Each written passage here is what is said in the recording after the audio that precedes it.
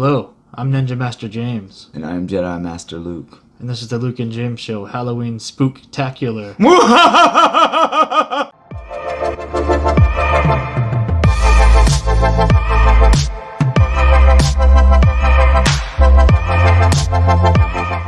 So happy Halloween, man. Happy Halloween to you, my friend. Yeah. Yes.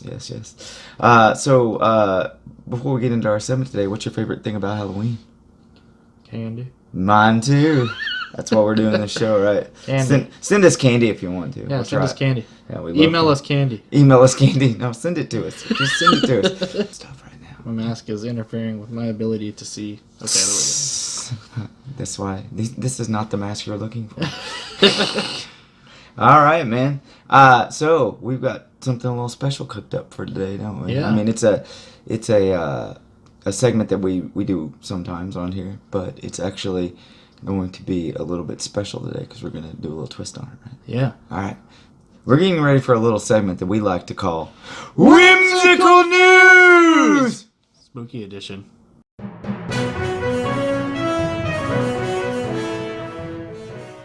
James has to be able to use his mouth, so Ninja Master James has removed the mouthpiece so that he may have the freedom. My identity is no longer a mystery. Yes. Well, I think you should go first this time. I will. Ninja I'll go Master. first. All right, let's see what's the story, my friend. The story. So obviously we're doing spooky Halloween-related news stories today. Yes, we are doing spooky news stories, But they're also whimsical. Whimsical at the same time. Yes. Yes.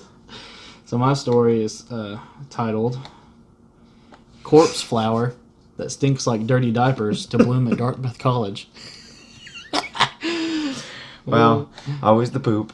So the reason this is spooky is because it's called the corpse flower. Okay. And the reason it's called the corpse flower is because whenever it blooms, it smells like decaying bodies or dirty diapers or rotten food or however you want to call it. So I'm going to put a little picture of it up right here. But that's what the plant looks like. You can see it too. Here. Oh, nice. Yeah, so the college, they have it in their green room and they dressed it up. You know, they put a sign that says "Help me" on it, and they put a little hand coming out of the ground. Like the plant's supposed to be on top of a body or something. But That's phenomenal. so they keep this plant alive year round, right? And it only blooms like every once in a while. So it's called the corpse flower, and it's expected to bloom next week.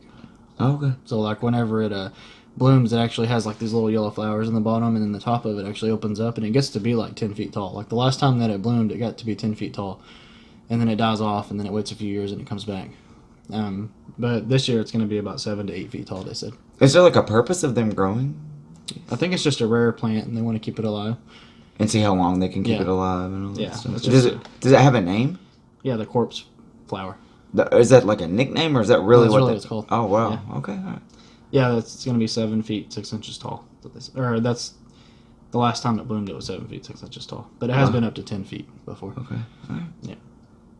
Yeah, whenever it blooms, it only blooms once every few years, but whenever it does bloom, it smells exactly like decaying flesh, or they described it. I just like that they put this stuff in there and made it like, that's going to freak people out. Like, if they can ever sell those and you can like put them on your doorstep for like people coming around to trick or treat on Halloween, and then like you can put stuff like that around it or make it look like there's like, and it smells like something died here. It's like the people that like dress up like Mike Myers and sit on the porch, and people think it's just a mannequin or something, but it's actually a real person. I hate those, man. Yeah. When I was like a kid, I hated those. You know what? Nowadays, somebody probably would get shot if they did that, though. Right. I wouldn't do that. I wouldn't do it at all, man.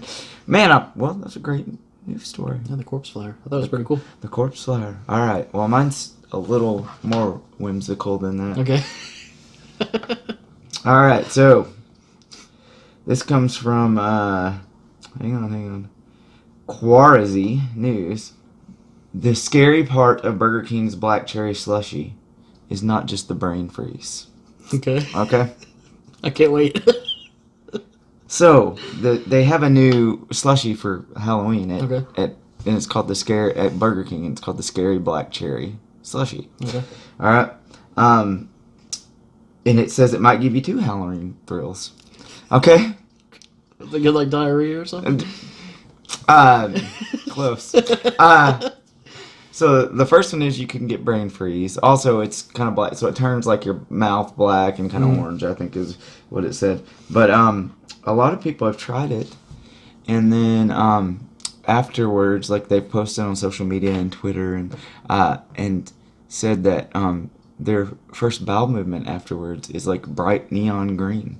Really? Yes, and they're like, it freaked them out. Like, is this supposed to, like, they're like putting on the Burger King like Facebook page or I mean, is Twitter. it like unhealthy? Like, is it bad for you, or I mean, is that just the way? Is that just the way it looks? Well, it says it ranges from blue to green. Basically, it says it's not the fast food giant's first foray into black foods, and also not the first time customers have reported bathroom consequences. Oh, you remember they had the Black Whopper? Yep, right? The Halloween Whopper with Yeah. the black bun led to customers reporting an evacuation that was almost a grass green. Yeah. So, Yeah. I don't know what they're putting in the food over there at Burger King. Yeah, I'd be kind of scared if I went, to the bathroom and it came out neon green. I mean, was it glowing in the dark, like radioactive? Oh no, it wasn't like they went and then like it turned like their toilet water like neon green and like was glow in the dark or something like that. How crazy would that be though? Yeah. That would be really, really crazy.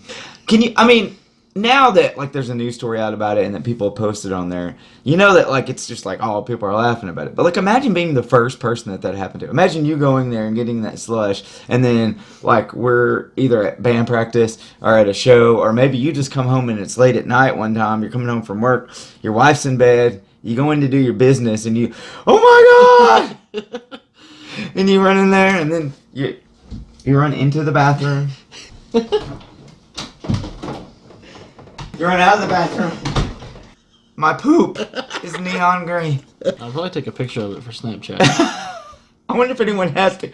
Okay, if you've had this experience with the slushie, comment down below. Tell us what your experience was. Yeah. Or if you know somebody that has and they'd be willing to give a testimonial. We want to know what people this has affected. What we're saying is, let us know if you've had the green poops. What if you had a slushie though and you were just sick? You know, like you didn't know, like it didn't really do anything, and you were just sick. Like, that's what I'm saying. If you were like the first person, like that tried it, and that you didn't know that happened, were there a lot of people that happened to before somebody finally posted it because they were just embarrassed, like, or said anything? I'm kind of surprised I haven't tried it yet. I'm usually a sucker for like the new fast food items. Yeah, well, especially slushies, dude. They're delicious. Yep.